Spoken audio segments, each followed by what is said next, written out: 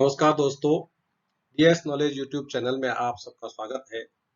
आज एक समसामयिक विषय जो अभी सभी लोगों के मन में जो प्रश्न उठते हैं, सभी लोगों की जो इसको लेकर के जिज्ञासा है, उसी टॉपिक पर मैंने आज ये वीडियो बनाया है।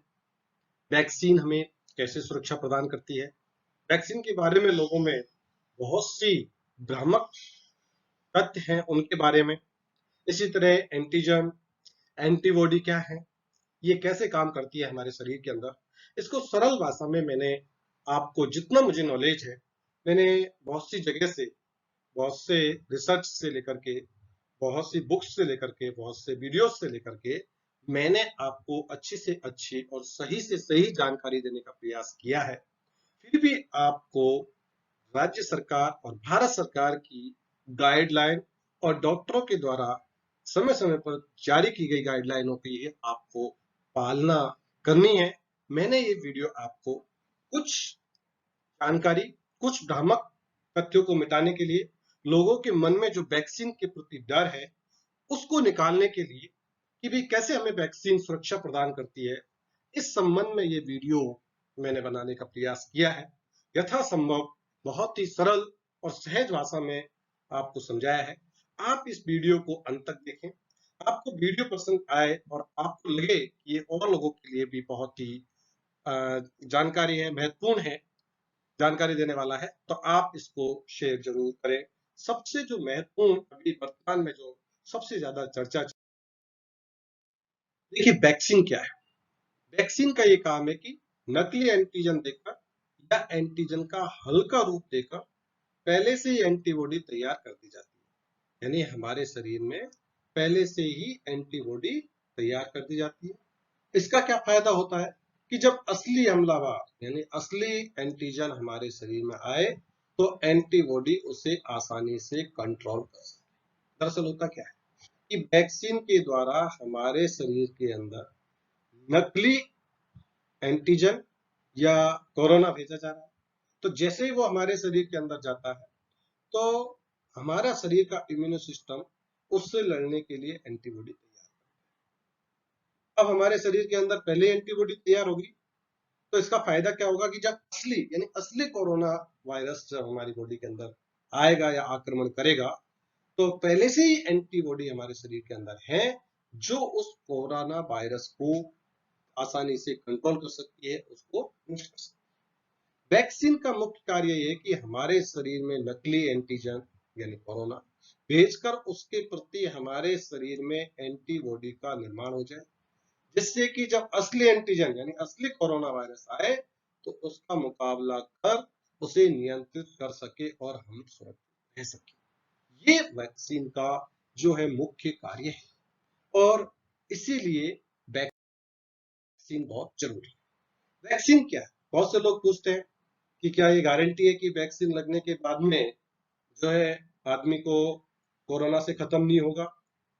बहुत से लोग पूछते हैं कि क्या गारंटी है वैक्सीन लगने के बाद मुझे कोरोना नहीं होगा? तो इस बात का कोई जवाब नहीं है।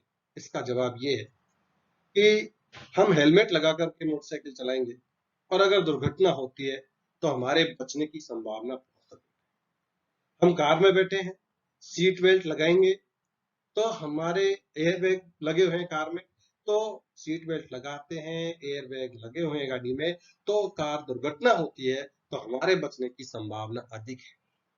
परंतु कोई भी सीट बेल्ट या एयर बैग बनाने वाली कंपनी इस बात की गारंटी नहीं देती कि एक्सीडेंट होने पर इनको डेथ नहीं होगी, और ना ही कोई हेलमेट बनाने वाली कंपनी देती है।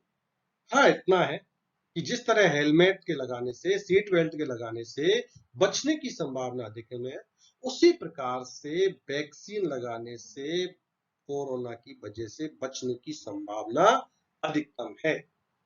दूसरा, इससे कोई नुकसान नहीं है, परंतु नहीं लगवाएंगे तो नुकसान ज्यादा होने की संभावना है। वैक्सीन एंटीजन शरीर में प्रवेश करवाया जाए जिससे एंटीबॉडी बन करके तैयार हो जाए। वैक्सीन क्या करती है कि एक एंटीजन एंटीजन क्या जो रोग पैदा करता है वो हमारे शरीर में प्रवेश कराया जाए और उससे एंटीबॉडी बन जाती है। जब कोई शत्रु यानी वायरस, विशेषकर अभी देखा जाए तो अभी के में कह सकते हैं कोविड-19 वायरस हमारे शरीर में प्रवेश करता है तो हमारे शरीर में एंटीबॉडी बनती है।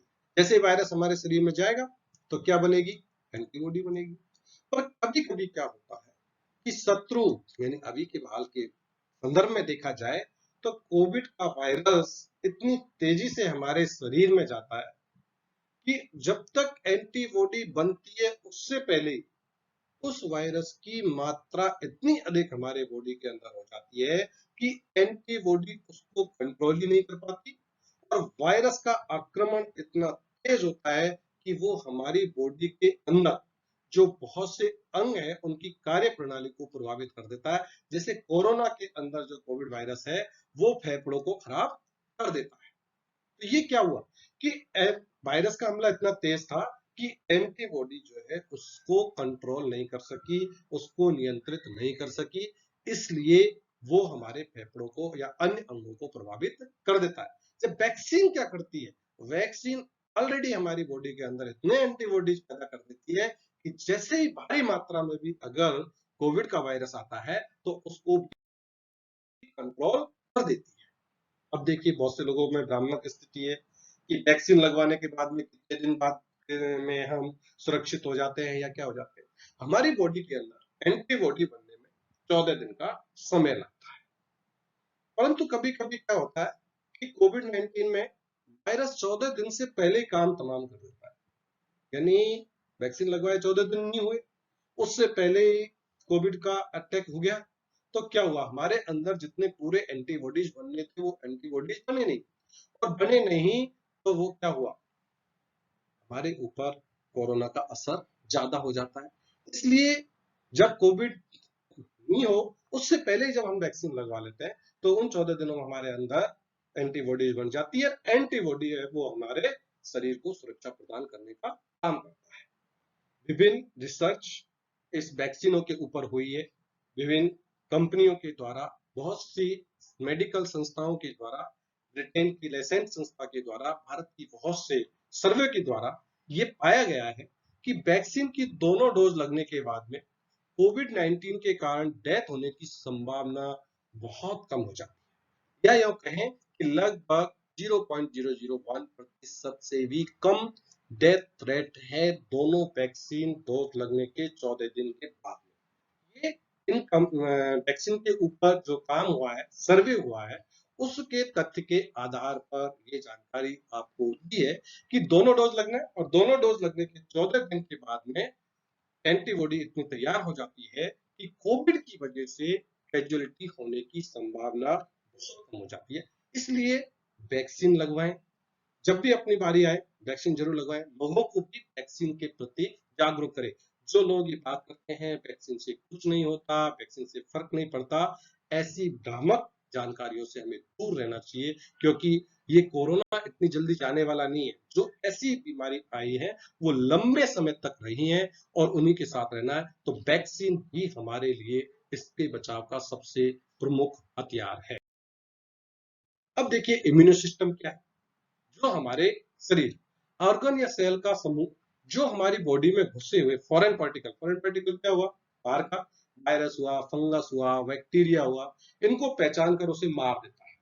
ये कौन करता है? इम्यूनो सिस्टम, हमारा सुरक्षा तंत्र का एक घेरा है। ये क्या करता है, हमारे शरीर को, जैसे बीमारी को जो फैलाता है उसे हम क्या कहते हैं, एंटीजन, और जो बीमारी से बचाए उसे हम कहते हैं एंटीबॉडी। तो दो ही चीजों पर हमने इस वीडियो में आपको बताने का प्रयास करेंगे कि एंटीजन क्या है, एंटीबॉडी क्या है।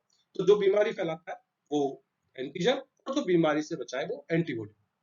जैसे इसमें डायग्राम बताया कि ये एक एंटीजन है, मान लीजिए कोविड ही है, जिसको हम पैथोजन कहते हैं, जो बीमारी फैलाता है। इसको बीटा सेल क्या करती है, आइडेंटिफाई कर ली है यहाँ पर। फिर ये इसके ऊपर चारों ओर घेरा बनाती है। दो प्रकार की बीटा सेल और टी सेल्स होती है, तो इसको घेरा बना करके आप यहाँ देखेंगे कि लास्ट के अंदर इसको पूरे को क्या कर देती है, इस पैथोजन को नष्ट कर देती है। तो सरल भाषा में जो बीमारी फैलाए एंटीजन, और जो बीमारी से बचाए वो एंटीबॉडी।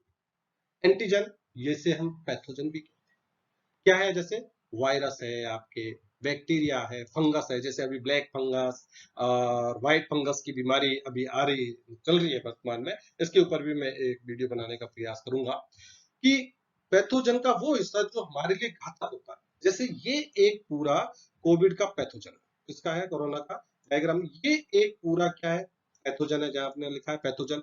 इस पैथोजन का वो हिस्सा जो हमारे लिए सबसे ज्यादा घातक है, जैसे ये उभरे हुए ये जो दिख रहे हैं, ये सबसे ज्यादा घातक है। इन्हें हम कहते हैं एंटीजन। इनको क्या कहते हैं? एंटीजन कहते हैं। और ये एंटीबॉडी क्या करती है, इस एंटीजन के ऊपर एक एंटीबॉडी दो एंटीजन को कंट्रोल करने का काम करती है। वैज्ञानिक भाषा में, अगर थोड़ी साइंस की भाषा में हम देखेंगे, तो प्रतिजन वे पदार्थ जो एंटीबॉडी के निर्माण को मोटिवेट एक्साइट करते हैं और प्रतिरक्षा तंत्र का परिवर्तित करते हैं। एंटीजन को एग्लूटिनोजेंस भी कहते हैं। ये हमेशा आरबीसी की प्लाज्मा मेम्ब्रेन में पाए जाते हैं। एंटीजन्स ग्लाइकोप्रोटीन के बने होते हैं। किसके बने होते हैं? ग्लाइकोप्रोटीन के। ये पीढ़ी दर पीढ़ी होते हैं। एक एंटीजन एक प्रकार का बाहरी तत्व है जो बैक्टीरिया, वायरस, फंगी, पैरासाइट हो सकता है। ये क्या है? सारे एंटीजन है।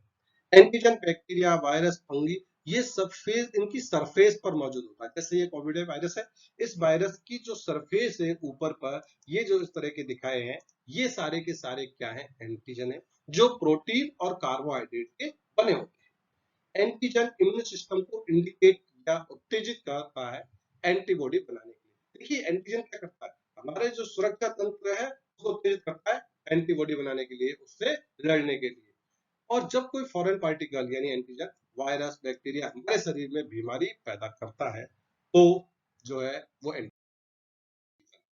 अब एंटीबॉडी की देखिए, जैसे ही पैथोजन यानी एंटीजन का वो भाग या पैथोजन का वो भाग जो हमारे शरीर को सबसे ज्यादा है, तो पैथोजन हमारे शरीर में आते हैं, तो एंटीजन को नियंत्रित करने के लिए हमारा इम्यून सिस्टम है वो हथियार तैयार करता है। उस तैयार हथियार को हम कहते हैं एंटीबॉडीज। जैसे ये पैथोजन हमारे शरीर के अंदर आया, इस पैथोजन को रोकने के लिए आप यहाँ देख रहे हैं वाई शेप की जो आकृति है, ये क्या है? एंटीबॉडीज है। ये क्या कर रही है?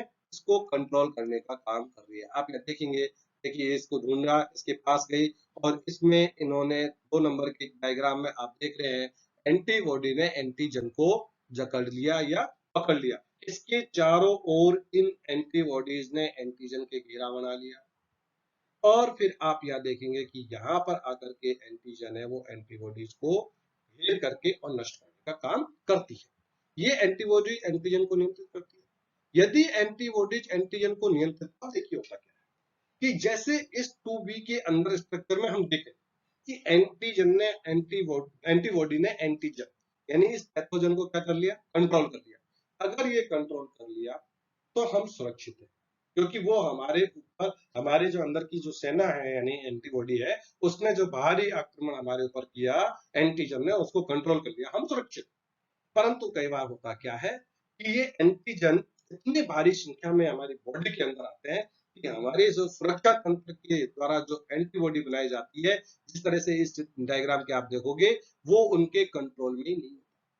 जब एंटीजन एंटीबॉडी के कंट्रोल में नहीं आते हैं तो क्या होता है? हम बीमार हो जाते हैं। आज की परिस्थिति में जब कोविड वायरस का एंटीजन हमारे बॉडी के अंदर बहुत ज्यादा मात्रा में जब पहुंच जाता है और हमारी एंटीबॉडी उसको कंट्रोल नहीं कर पाती है, तो हम बीमार हो जाते हैं। और कई बार ये एंटीजन इतने ज्यादा होते हैं कि वो हमारे बहुत से ऑर्गन्स को प्रभावित करते हैं, उनकी कार्य प्रणाली को तहस नहस, पूरे सिस्टम को तहस नहस कर देते हैं। जैसे कोविड के अंदर फेफड़ों के अंदर वो इतनी जल्दी फेफड़ों को जकड़ता है कि आदमी की पूरी श्वसन प्रणाली को जाम कर देता है और आदमी को ज्यादा दिन का मौका नहीं देता।